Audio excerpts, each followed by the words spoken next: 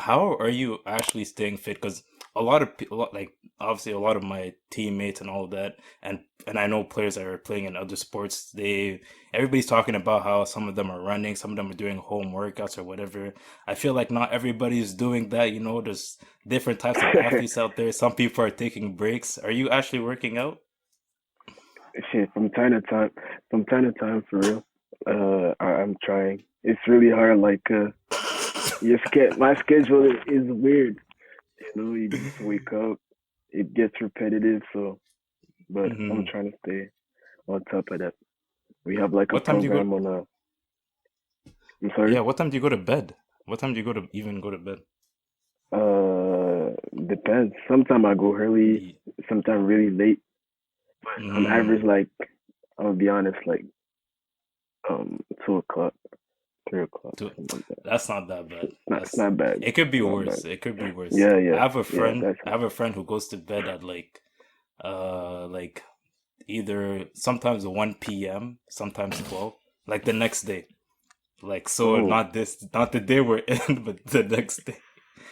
Yeah, no, damn, no, that's too his much. sleep Yeah, is fam. He has that's no notion it's of crazy. reality right now. It's crazy, man. It's crazy. You just don't know what's going on. It's crazy. But you know what's interesting about this about the situation we're in right now? I feel like it's opened the doors for people who already had a hobby to kind of spend a lot more time on that hobby. Do you feel Yeah, like yeah. you were able to do that? I feel like personally, I was able to, especially like Mm-hmm. for me, it's kind of easy for me to like Mm-hmm. work on my hobby or whatever. But I've seen a lot of people start drawing, start music, Mm-hmm. start businesses, Mm-hmm. and I feel like since everybody's inside, people are seeing and supporting each other. That's a new thing. I feel like the pandemic has this good side. Mm-hmm. And what Mm-hmm. hobbies are you working on? Yeah. And I'm mm-hmm. Me, I make music. That's really my Mm-hmm. hobby. Like Mm-hmm. I make music. That's yeah. And you just released I believe it's your first single, right? Your first single, you released that yesterday. First Is song. that your first Yes. one? Yeah. First song. Yeah. It's out now. Days at night. Go check out. Mm-hmm. You know, Days at Night, Spotify, SoundCloud. Is it on Apple Spotify, Music? Apple Music too. Apple Music too, or Yeah. for the people who have Apple Music, you should have Spotify because Spotify is better. Go get But Spotify, man. It's better. Nah, I ain't going. No, wait, you have yeah. Apple Music? Nah, I have Spotify. I have both, but Yes, exactly, I use Spotify. It's exactly. better. Spotify, honestly, fam, there's no debate. But yeah, so you released Days at Night, and Yep. I was actually thinking about it because we see it a lot in the NBA. You have the athletes that have been in the music game. Even Shaq was in there. Damian Lillard is one of the like hardest ones right now. But Mhm. in the soccer game, I was looking at it. I'm like, what soccer player like actually kind of dived into the music scene? Like, I just felt like it's not part of soccer culture the way it was part of Yeah. NBA It's culture. not. Yeah, it's not. It's not really because NBA is really it's American, so rap music Mm-hmm. and that type music is really connect. You know, um, Mm-hmm. and in Europe, we see Memphis Depay. Have you seen Memphis Mm-hmm. Depay? He's doing Mm-hmm. music too, but it's different. Culture is different. So Mm-hmm. yeah, I'm trying to do a I'm trying to do a bit like them. And Yeah. why do you feel like it's, well, I'm not saying why do you feel, because I feel the same way too, but like, why do you feel like it's so important for athletes to like have a hobby? Like, because a lot of athletes, and I'm sure you've noticed too, like once you have those teammates who are just soccer, soccer, soccer, soccer, soccer, soccer, and they don't really work on their hobby. Like, why do you think it's important to have something to take your mind off the game sometimes?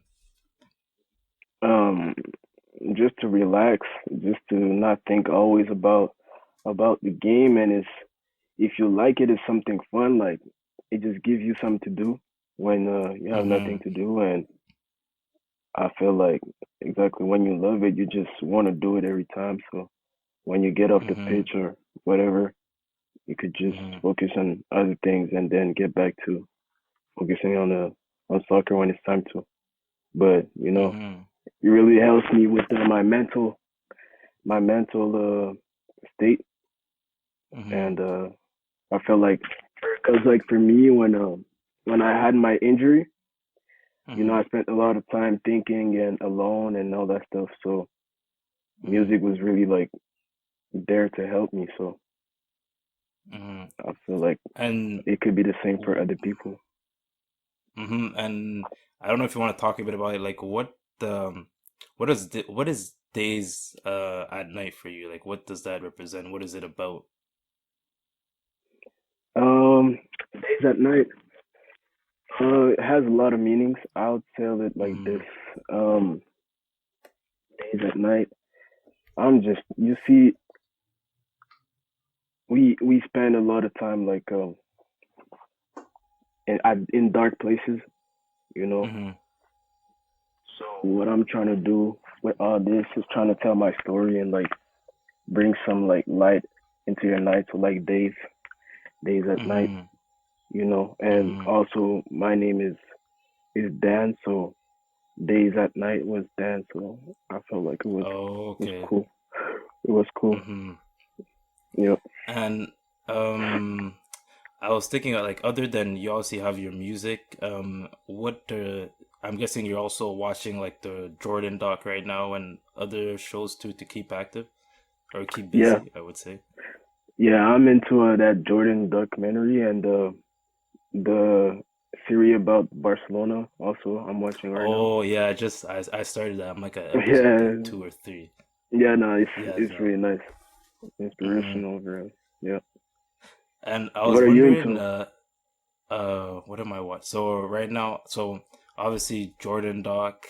I'm also getting more and more into there's this it's a show called Medici. It's about the family in Florence. Like they ran the Medici bank back in Italy back in the day. So I like history Mhm. stuff. Like most people don't like this stuff, but like Yeah, that goes hard for me. But yeah, I feel like the Jordan doc, like that's probably one of the main things out right now because you get to see really how like what goes behind being like one of the great athletes. And I was wondering, you yeah, as an athlete, if you had if you had a teammate, because I'm sure you heard that Jordan, like he stopped like after one of his teammates had a bad game, like on the plane yeah, right back home, he said, "Yo, you don't give this guy food, fam. He played terrible."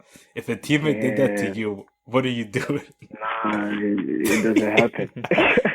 Yeah. What? I'm not gonna eat because I play bad. I don't. No, I don't care. You give me my food. But in teams like this at this caliber, bro, you need that type of people. You know, Hmm. Hmm. like that's gonna tell you, yeah, Are you fighting? fighting. Yeah, are you fighting Jordan if he does that to No, you? I'm against violence. No violence. Yeah. Yeah, but Um, what's fun?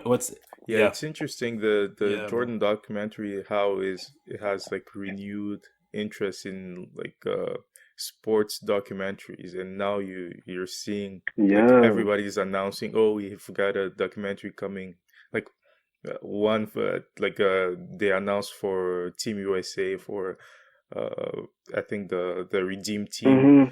They're announcing like there's plenty of documentary that they've been announcing, so it's really quite interesting to see that wave of movement coming back. Mm-hmm. Yeah. And it's Because different. Like I think soccer needs one too. Soccer needs a major one. I can't think about a major soccer one. The Ronaldo one was pretty good. I don't know if you saw the Ronaldo one. you saw that Benzema has one too. That's cool. Benzema was good. Benzema, because people keep calling him a criminal, fam. So I had to find out. I had to get to the bottom of it. What is the No, situation?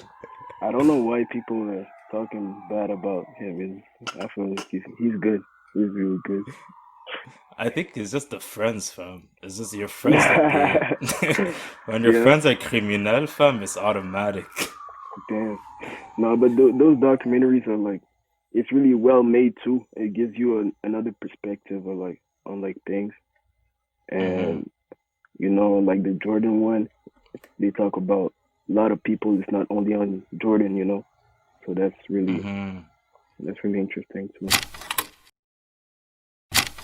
How did it feel to finally sign the contract with? Obviously, that was in a sense it's your childhood club because Sherbrooke doesn't have a professional team. You only had Montreal. So what was that like? What was that process like?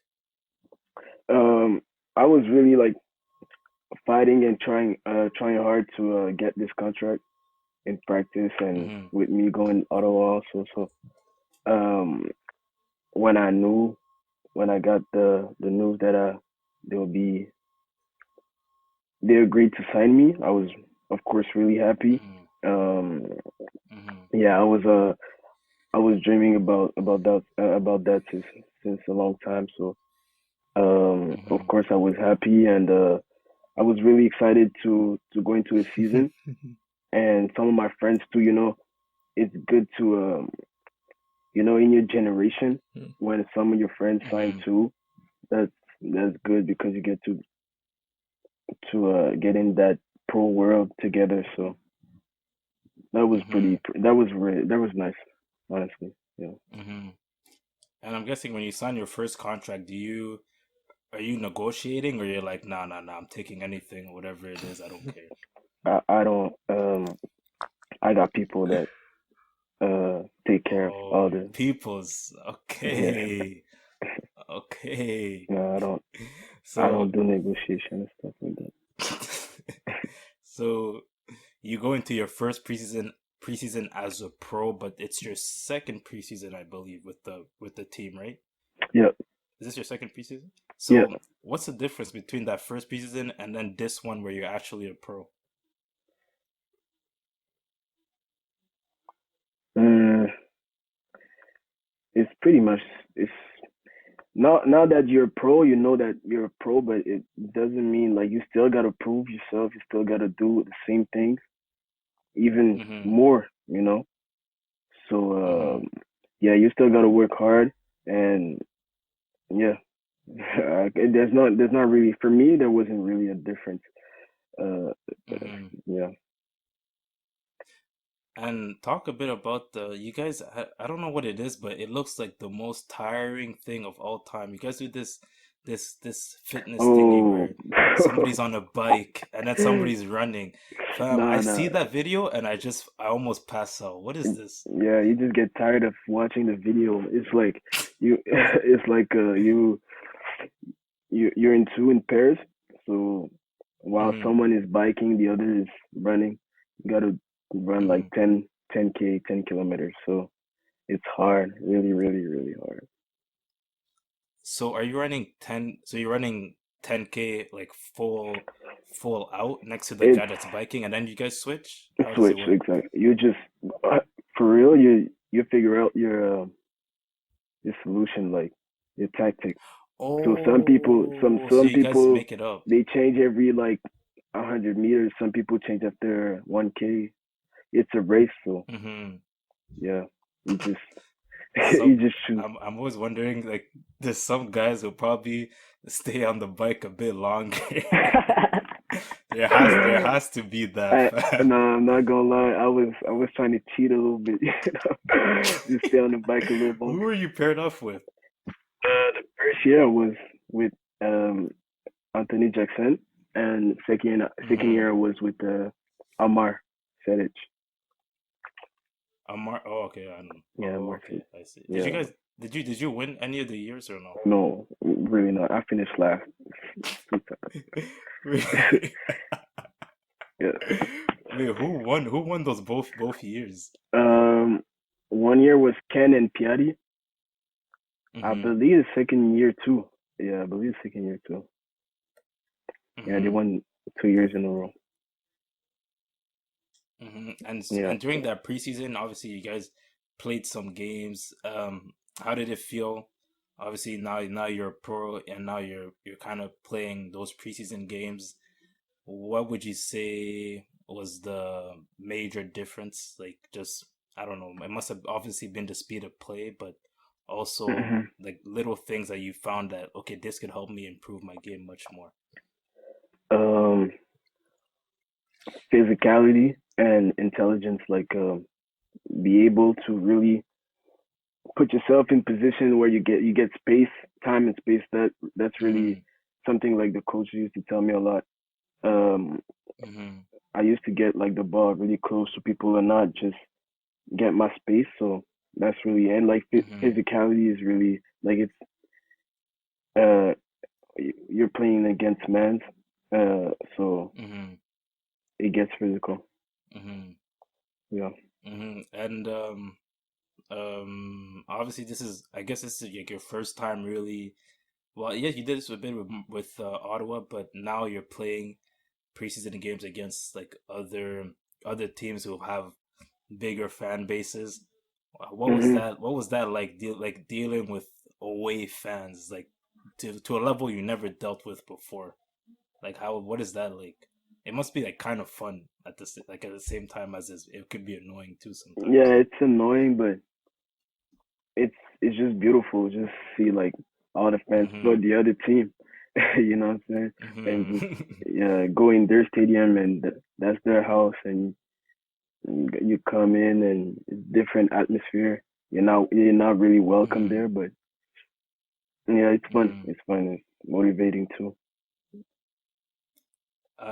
You go into the season, you're kind of sometimes you're in the 18th, sometimes you're even on the bench, and then finally you have that debut against Seattle, June 6th. Talk a bit about everything leading up to your debut. Like, do you feel like being in the 18, traveling with the team, being on the bench, warming up with the team, and all that? Do you think that's kind of made your debut a bit easier because you were already in that let's say in the routine of being with the team and etc.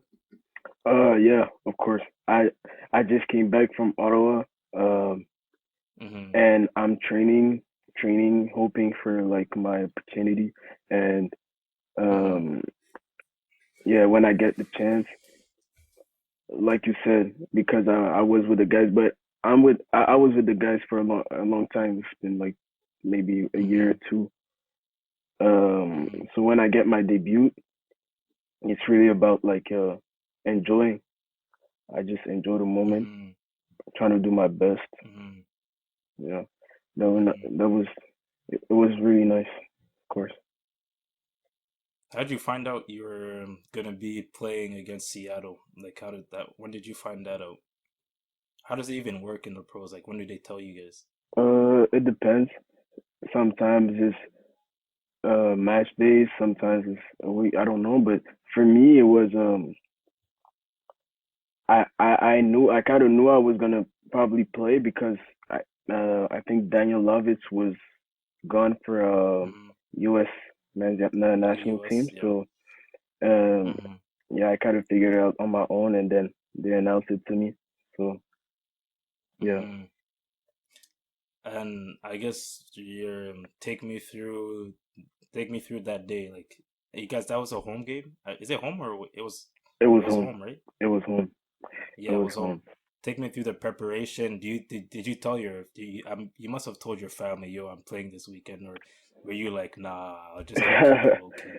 Yeah, no, I told my family um for Mm-hmm. them to come and see the game. So they came Mm-hmm. in. That day was, you wake up in the morning.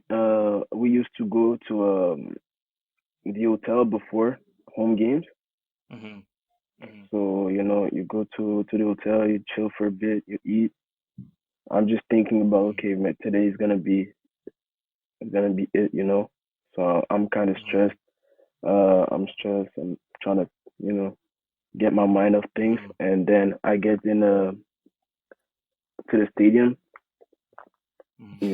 and the warm up and everything. I'm just trying to stay focused on what I gotta do, but I'm looking around and I see like, okay, so this how it is, and Mm-hmm. yeah, you see the fans, I see my family in the crowd. It's Mm-hmm. special. I mean, then you play Yeah. the game. It's it's fun. You play, you give your best. And then I came out. I was Mm-hmm. really happy with what I did, so it was nice. Mm-hmm. And then after you go and see you know, your family, and after the game we won the game too, so Mm-hmm. that was that was a good experience getting in the locker room with the guys and stuff. So yeah, Mm-hmm. it was great. And I'm thinking about it like I'm guessing as obviously you're warming up and whatever, and you're trying to get focused. Like I've from what I've kind of noticed is that I'm guessing like the only time where you're, let's say, out of focus is must be before the game, but as soon as you start playing, like you start passing and whatever, you kind of, I guess you just, it's automatic. You just lock in and you kind of forget about all the extra stuff, the fans, the family, Hmm. and you're just playing your game. Yeah, yeah, yeah, yeah. Of course, the fans and all that stuff is you think about it for a sec, and then after that you're Hmm. back into playing. Hmm. Yeah. And I was wondering, um, in terms of tickets or whatever, like I wonder how pros deal with that. Like you have a lot of family, obviously you have more than your immediate family. You have also extended family, you have friends. Hmm. Did Marie Gloire go to the game? No, no, she didn't. What did She she did what not. did she go to the game? No, no.